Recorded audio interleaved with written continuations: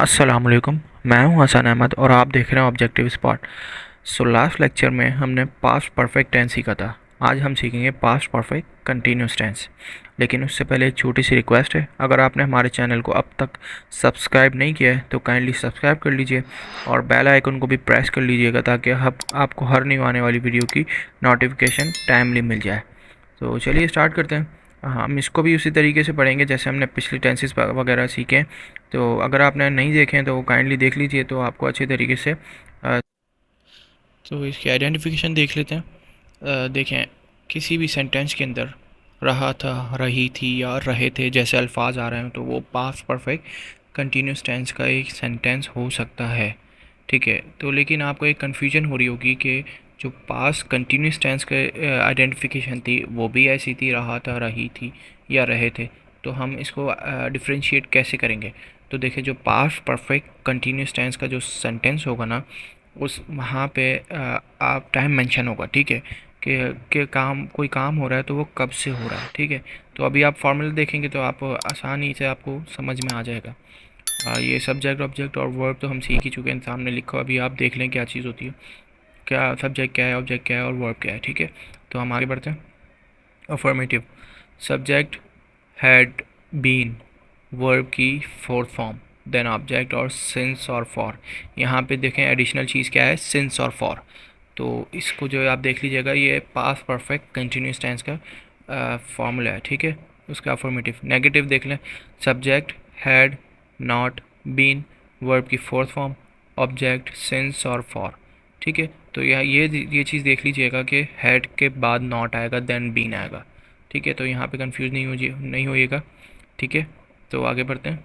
Interrogative, interrogative में हमारा जो हैविंग और स्टार्ट में आ जाएगा, हैड आ गया, फिर सब्जेक्ट आ गया, फिर बीन आ गया, वर्ब की फोर्थ फॉर्म आ गई, ऑब्जेक्ट और सिंस और फॉर, देन क्वेश्चन मार्क लाजमी आएगा। ये एक इंट्रोगेटिव सेंटेंस है। ठीक है, तो चलिए इसके कुछ एग्जांपल्स वगैरह देखते हैं, सेंटेंस वगैरह बनाते हैं। हाँ, देखें, हमारे पास एक सेंटेंस है, वो यहाँ 2 साल से काम कर रहा था। ठीक है, तो देखें, he had been working here for 2 years।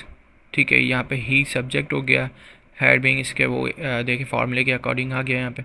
ठीक है, वर्किंग, वर्क की फोर्थ फॉर्म वर्किंग होती है, आईएनजी फॉर्म। ठीक है, फिर कहाँ, यहाँ पे हेयर आ गया, फिर यहाँ पे देखें फॉर 2 years। अब हमें ये कैसे पता लगेगा कि सिंस और फॉर कहाँ और कैसे आएगा? ठीक है, तो देखें, यहाँ अगर हमारे पास किसी भी सेंटेंस के अंदर किसी काम के होने की ड्यूरेशन, मतलब स्टार्टिंग पॉइंट पता होना कि ये काम सुबह से हो रहा है या 2 बजे से हो रहा है, तो हम वहाँ पे सिंस लगाएंगे। ठीक है, या कोई डेट मालूम है आपको कि 1970 से हो रहा है, तो हम वहाँ पे सिंस लगाएंगे। ठीक है, सिंस यूज़ करेंगे।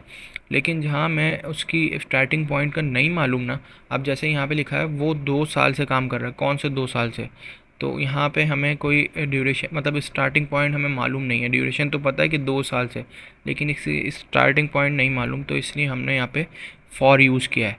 अगर ये कहता है कि मैं 2020 से यहाँ काम कर रहा हूँ या 2022 से यहाँ पे काम कर रहा था, तो इससे ये होगा कि हमारे पास इसकी स्टार्टिंग पॉइंट मालूम हो गई कि 2022 से या 2020 से, तो हम यहाँ पे सिंस का यूज़ करते हैं। ठीक है, तो उम्मीद करता हूँ आपको ये अच्छी तरीके से समझ में आ गया होगा, आपको कोई कन्फ्यूजन नहीं होगी।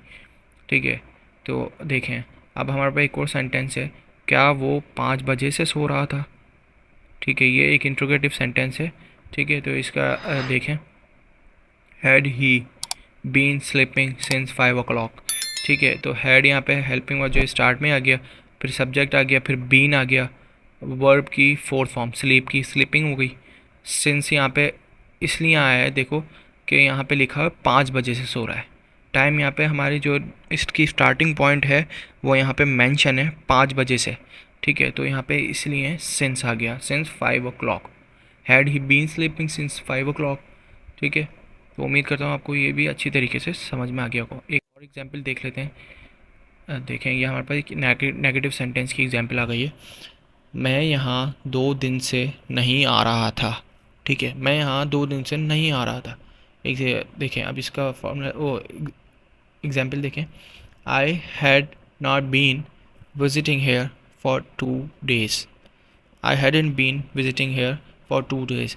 अब यहाँ पे विजिटिंग की जगह आप कमिंग लगा लें, जो आपको बेहतर लगे, कमिंग विजिटिंग, ठीक है। तो देखें, I had not been coming here for 2 days, ठीक है। मैं यहाँ 2 दिन से नहीं आ रहा था। यहाँ पे फॉर इसलिए लगा है कि 2 दिन से, कोई डेट मेंशन नहीं है, कि ये नहीं कह रहा कि मैं फ्राइडे से नहीं आ रहा था, ठीक है, या मैं 2 तारीख से नहीं आ रहा था, एक बात है, ठीक है। तो इस तरीके से अब यहाँ पे ड्यूरेशन मेंशन है 2 days से, ठीक है, लेकिन स्टार्टिंग पॉइंट नहीं है, तो इसलिए यहाँ पे फॉर आया है। अगर कहता कि भाई 2 तारीख से नहीं आ रहा था या 5 तारीख से नहीं आ रहा था तो सिंस आता, ठीक है। उम्मीद करता हूँ आपको अच्छी तरीके से समझ में आ गया होगा। और फिर भी कुछ क्यूरीज हो, कुछ समझ ना आया हो, तो आप कमेंट सेक्शन में ज़रूर पूछें, इंशाल्लाह आपकी क्यूरीज का जवाब देंगे। मिलते हैं नेक्स्ट लेक्चर में। अपना ख्याल रखिएगा। अल्लाह हाफिज़।